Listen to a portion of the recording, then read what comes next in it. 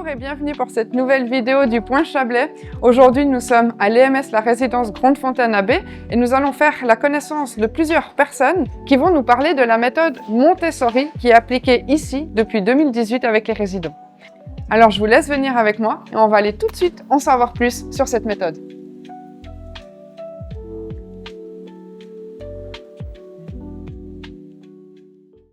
Je suis à l'EMS, la résidence Grande Fontaine à B. Je suis avec Marisa, Audrey et Johanna. Bonjour, merci de m'accueillir. On va parler aujourd'hui de la méthode Montessori que vous appliquez à l'EMS de B depuis 2018, c'est juste? Oui, c'est juste. Audrey, vous êtes responsable de l'animation à l'EMS.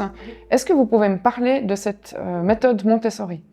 Donc la méthode Montessori adaptée aux personnes âgées, donc à ne pas confondre avec la méthode Montessori pour les enfants, est une méthode qui a été mise en place par un neuropsychiatre américain, le professeur Cameron Camp, qui consiste à redonner de l'autonomie à nos résidents et des rôles sociaux notamment. C'est-à-dire qu'une des grandes phrases de la méthode, c'est « aide-moi à faire seul ». Donc une méthode qui est basée sur les capacités préservées des résidents, ainsi que sur leur histoire de vie.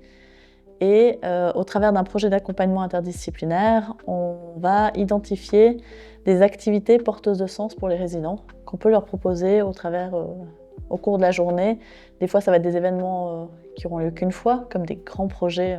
On pourrait citer l'histoire du parapente, quelqu'un qui rêve de faire un saut en parapente, comme des activités qui ont lieu tous les jours, comme aider peut-être à dresser la table, se rendre utile pour les autres. On a aussi des comités de résidents qui participent à la mise en place de grands projets comme notre fête de l'été, notre comité du marché de Noël, les différents grands événements comme ça. D'accord. Marisa, infirmière-chef, est-ce que vous pouvez me dire l'impact que ça a sur les résidents, cette méthode? Alors déjà, ça leur permet de retrouver quelque part ces étincelles dans les yeux de qu'est-ce qu'ils aimaient faire à l'époque. Et puis là, on leur permet de retrouver quelque part ce qui les animait en fait au quotidien. Donc on voit aussi en termes de comportement, avec tous les troubles du comportement qui peuvent apparaître lors d'angoisse ou lors de certaines maladies, on voit que ça diminue ces troubles-là, cette méthode-là. Ok, voilà. Intéressant. Et Johanna, donc infirmière-chef adjointe, c'est juste. Quel type d'outils vous avez pour cette méthode avec les résidents? Oui, alors dans l'établissement, on a plusieurs outils. Par exemple, on a les paniers Montessori. Donc, c'est des paniers où on peut avoir plusieurs sortes d'objets. On a aussi des livres Montessori créés par des résidents. On a du coloriage, on a des ballons. En fait, ces outils, ça permet que le résident soit concentré, même si c'est 10 minutes, mais qu'il soit engagé dans une activité. On a malheureusement plusieurs résidents qui ont des troubles avancés, des troubles neurocognitifs avancés, qui ont beaucoup de peine à se concentrer, qui tournent en rond à chaque instant. Donc si on les engage, même si c'est 10 minutes dans une activité, c'est déjà bien. Et comment vous les choisissez, ces activités? Alors c'est en lien avec leur histoire de vie, notamment leur capacité préservée, ce qu'ils arrivent encore à faire. Et aussi, des fois, c'est tout simple, des activités comme le coloriage, des choses qu'ils peuvent faire au quotidien. Et Audrey, vous me disiez, on voit des gens plier le linge à la buanderie, mais vous manquez pas de personnel pourtant. C'est un exemple de la méthode Montessori. C'est un des exemples. C'est vrai que les tâches quotidiennes qu'on a à la maison, nous, qu'on a dans cette grande maison avec eux, peuvent faire partie justement d'activités qui ont lieu au cours de la journée. Parce qu'un des exemples qu'on disait, c'est que si moi je me réveille le matin et je ne dois rien faire de ma journée, quel est encore le sens à me lever? Bien sûr. Et parfois ça peut être surprenant. Effectivement, on a une dame qui, une fois par semaine, va aider à plier le linge en buanderie, mais c'est son choix, c'est elle qui a du plaisir à faire ça, elle se sent utile, elle se sent valorisée par le fait de participer à cette activité de la maison. Et donc ça a du sens et comme disait Johanna, tout engagement dans une activité n'est pas un moment où la personne peut angoisser, peut se poser des questions, se demander ce qu'elle fait là, chercher à s'en aller, parce qu'elle est occupée. Et alors on va cibler pour que ce soit pas juste de l'occupation, mais que ce soit porteur de sens pour la personne. Et c'est là justement qu'on se base sur son histoire de vie. On va discuter avec la personne de son projet, de ce qu'on va lui proposer. Si la personne n'est vraiment plus en capacité de s'exprimer, on va inviter sa famille à venir en parler avec nous, pour qu'il y ait vraiment du sens pour elle. C'est ça qui est important. C'est pas de dire « Ah ben tout le monde va plier du linge parce que ça les occupe Oui. ». C'est « Ok, cette personne pour elle ça a du sens de plier le linge, cette autre personne ça a du sens de s'occuper des fraises dans le jardin, une autre personne ça aura du sens d'aller s'occuper des poules ». Ou on a même un monsieur qui appréciait beaucoup, il aimait balayer les feuilles en automne. Il avait fait ça toute sa vie, pour lui c'était important d'aller balayer les feuilles. Donc voilà, on essaye vraiment de trouver l'activité qui aura du sens pour chacun au travers de ces projets. Ce qui est intéressant, si je comprends bien, c'est que c'est une sorte de révolution dans les EMS, parce qu'à l'époque, chaque corps de métier dans un EMS avait sa propre activité. Là, avec cette méthode Montessori, si j'ai bien compris, la totalité du personnel, que ce soit l'animation, le personnel soignant, la cuisine, le directeur, tout le monde est impliqué. C'est vrai que n'importe qui peut se retrouver à accompagner un résident dans une activité selon ses compétences propres. C'est-à-dire que même le directeur s'est retrouvé à accompagner un résident à l'époque qui avait des montées d'angoisse comme ça, qui était un ancien directeur d'entreprise, et il l'invitait dans son bureau, il classait simplement des fours plastiques par couleur. Mais pour lui, ça avait du sens parce qu'il faisait une tâche administrative dans le bureau du directeur. Excellent. Et rien que de faire cette tâche qui pour nous peut paraître insignifiante, je veux dire classer des fours par couleur, mais pour lui c'était important, et à ce moment-là il n'était pas en train de dire mais je dois m'en aller, qu'est-ce que vous faites ici, c'est quoi cette histoire? Il était un peu, on peut dire c'est canaliser toutes ses émotions au travers d'une activité. Et avec des compétences valorisées en fait finalement, parce que quand on devient âgé c'est pas toujours évident, on perd beaucoup de compétences, de capacités, et finalement vous allez relever ce que les personnes sont encore capables de faire et valoriser ça. Oui, c'est exactement ça l'idée, ouais. Et tout le personnel, l'entier du personnel de l'EMS est formé à cette méthode. Exactement. Donc on forme tout le personnel, tout métier confondu, avec aussi maintenant, c'est la nouveauté chez nous, donc une formation Montessori à l'interne. Donc avec justement ces outils, les paniers Montessori, la couverture maze, la couverture sensorielle, le MAMSO qu'on a, c'est un appareil pour amplifier le son des résidents qui sont malentendants. Voilà. Ce chat ? La poupée thérapeutique, on avait oublié, le chat thérapeutique, on a aussi la poupée thérapeutique où bien évidemment ça canalise les émotions des résidents qui sont angoissés et ça leur fait du bien, tout simplement. Puis aussi, ça nous permet à tous d'avoir un langage commun. Parce que c'est vrai que dans la maison, il y a beaucoup de métiers différents, mais finalement, là, on se retrouve avec un vocabulaire puis une pensée commune de comment on aborde en fait le résident et comment on l'accompagne. Donc on parle la plupart du temps entre nous d'accompagnement, puis là, on est tous engagés en fait, auprès du résident. C'est une méthode qui est courante dans les EMS maintenant ? De plus en plus.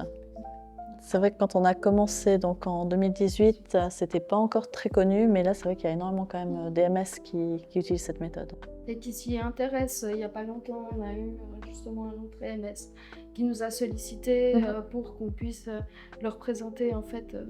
Donner des conseils aussi. Justement, ça a du sens en fait, et c'est ça. Cette méthode a vraiment du sens. Magnifique. Merci beaucoup pour vos réponses et bravo pour ce que vous faites, vraiment. Merci. Merci. Je suis avec deux résidents de l'EMS La Grande Fontaine à Baie, Madame Giraud et Monsieur Plumetta. Bonjour. Bonjour, madame. Merci de vous prêter à cette interview. Comment ça se passe la vie à l'EMS pour vous, Madame Giraud? Oh, ça se passe bien. Enfin, pour moi, en tout cas, ça se passe bien. On fait beaucoup de choses dans les loisirs. Et puis j'ai des petits travaux comme ça à faire.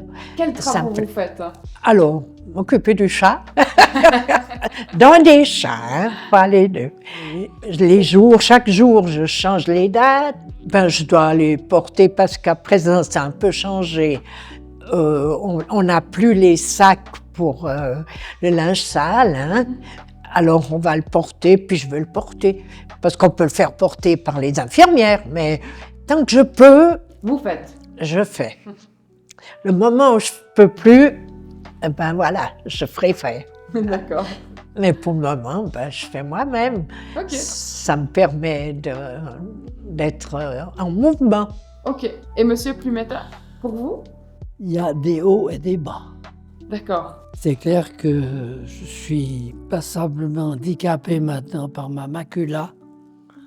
Et je vois plus grand-chose. Je peux plus me déplacer facilement.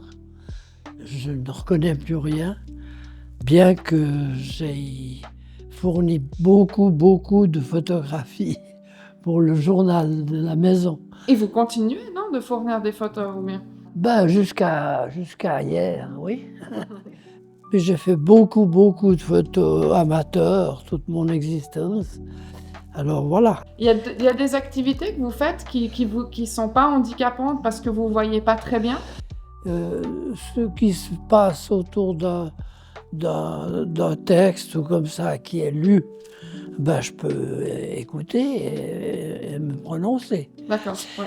Mais même en étant dépendant d'autrui, j'imagine que le personnel vous aide à faire certaines choses, certaines activités. Mais bien sûr, oui.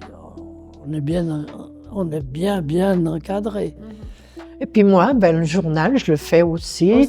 Je fais les quiz, les expressions, les rigolades, les citations.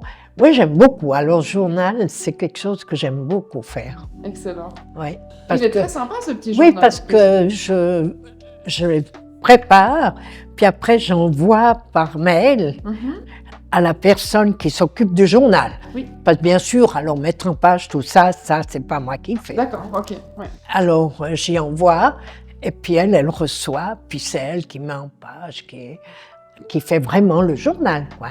Et dans la prochaine édition, il va y avoir quoi? Eh ben, bon, les mêmes choses pour moi, et puis les photos. Ça dépend des sorties qu'on a. Oui, d'accord. Parce qu'il y a des mois, bon, on a pas mal de sorties. Peut-être en hiver, un tout petit peu moins. Puis quand on fait des animations, on fait des photos, puis tout ça. Non, il y a pas mal de photos. Et vous, Monsieur Plumetta, qu'est-ce que vous avez vu? Alors moi, ben, comme chaque fois, je leur donne sur une clé USB toutes les photos que j'ai faites pendant le mois. Là, les photos sont censées dire que l'arrivée de la neige est un début de l'hiver, quoi. Oui, d'accord. Ok. Il faut dire que quand je suis venu ici, je suis venu avec ma femme. Un des premiers jours où on était là, il y avait la fête de l'été. Et puis je suis sorti avec mon appareil de photo. D'accord. Puis j'ai eu le malheur de dire à quelqu'un, si c'est pas un parc, c'est un arboretum. Ok. Alors ils m'ont dit tout de suite, ben, vous viendrez au journal. D'accord. Et depuis, vous faites partie du comité du journal. Tout ça. Et puis parmi toutes les activités qu'il y a dans les MS, laquelle vous attendez toujours le plus avec impatience? Avec impatience. Oui. Très bonne question.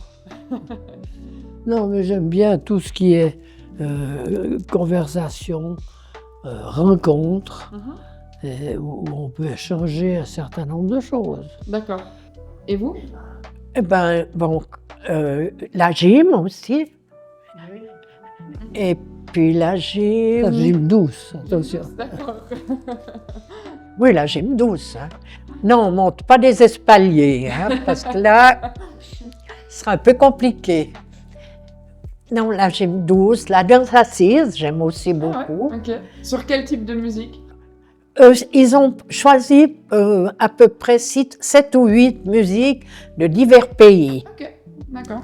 Et puis on fait des gestes, quoi. Alors c'est joli, assis. ça fait un peu la chorégraphie.